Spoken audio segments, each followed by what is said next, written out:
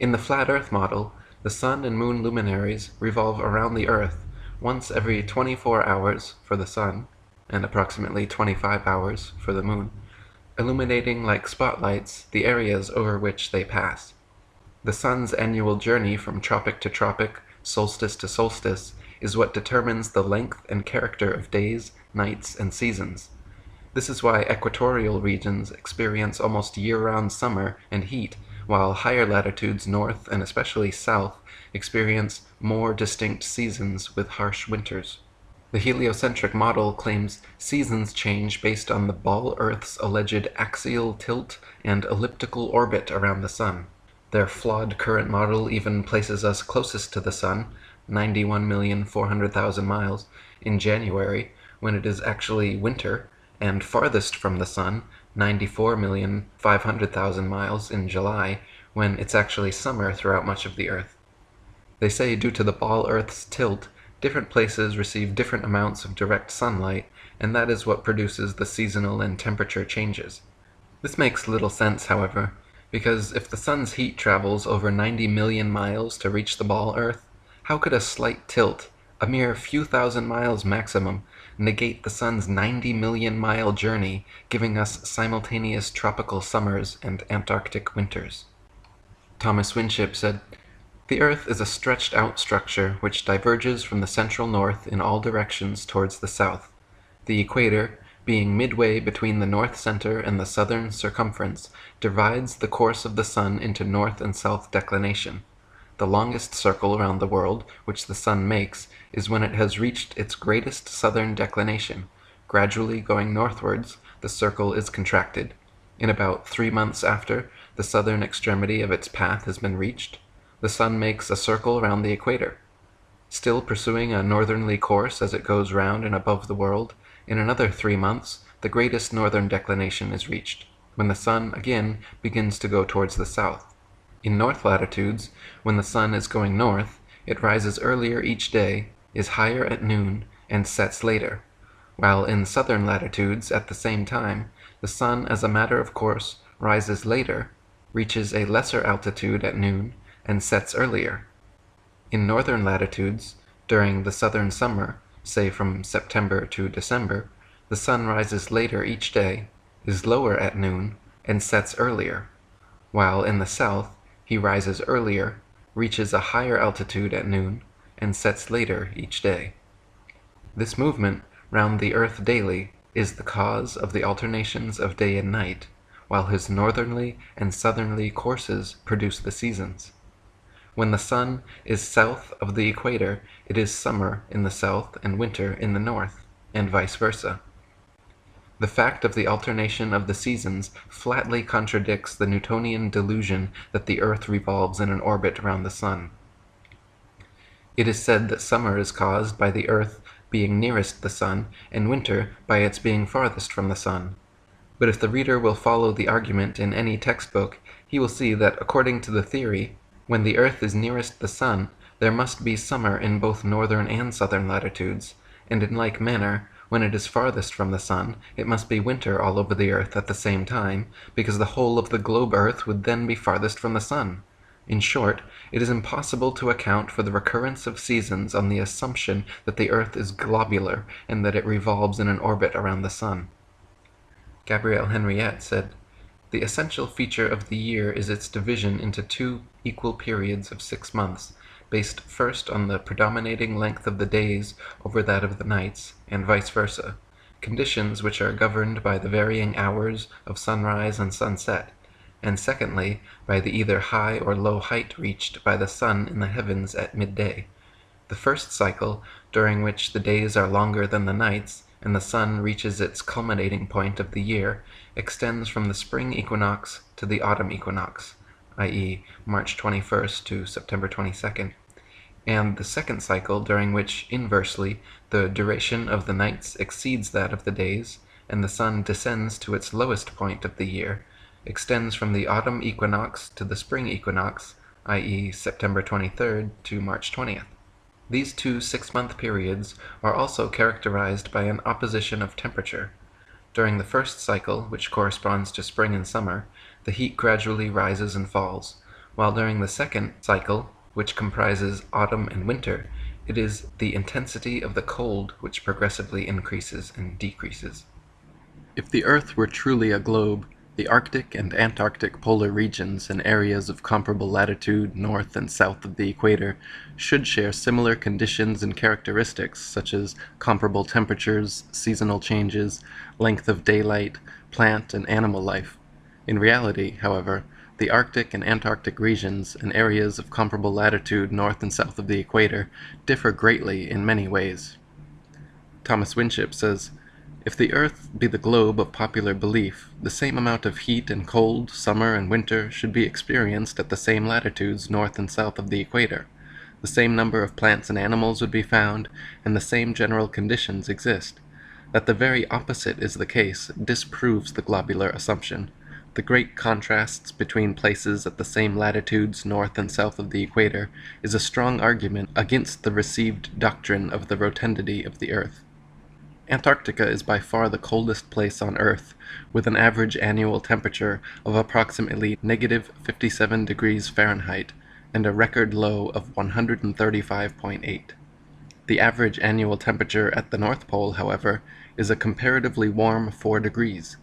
Throughout the year, temperatures in the Antarctic vary less than half the amount at comparable Arctic latitudes.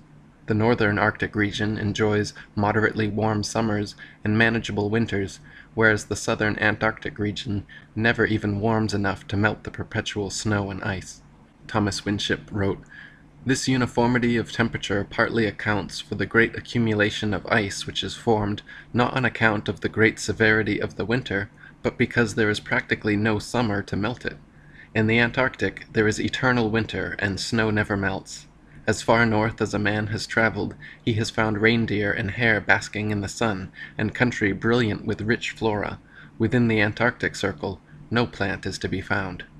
The island of Kerguelen at 49 degrees southern latitude has only 18 species of native plants that can survive its hostile climate. Compare this with the island of Iceland at 65 degrees northern latitude. 16 degrees further north of the equator than Kerguelen is south, yet Iceland is home to 870 species of native plants. On the Isle of Georgia, just 54 degrees southern latitude, the same latitude as Canada or England in the north, where dense forests of various tall trees abound, the infamous Captain Cook wrote that he was unable to find a single shrub large enough to make a toothpick. Cook wrote, "Not a tree was to be seen. The lands which lie to the south are doomed by nature to perpetual frigidness, never to feel the warmth of the sun's rays, whose horrible and savage aspect I have not words to describe. Even marine life is sparse in certain tracts of vast extent, and the sea-bird is seldom observed flying over such lonely wastes. The contrasts between the limits of organic life in Arctic and Antarctic zones is very remarkable and significant. Vegetables and land animals are found at nearly 80 degrees in the north, while from the parallel of 58 degrees in the south, the lichen and such-like plants only clothe the rocks, and seabirds and the cetaceous tribes alone are seen upon the desolate beaches. In the Arctic there are 4 clearly distinguished seasons, warm summers, and an abundance of plant and animal life, none of which can be said of the Antarctic. The Eskimo live as far north as the 79th parallel, whereas in the south no native man is found higher than the 56th. W.N.R. Chambers, in Arctic Explorations, wrote, "Beyond the 70th degree of southern latitude, not a tree meets the eye.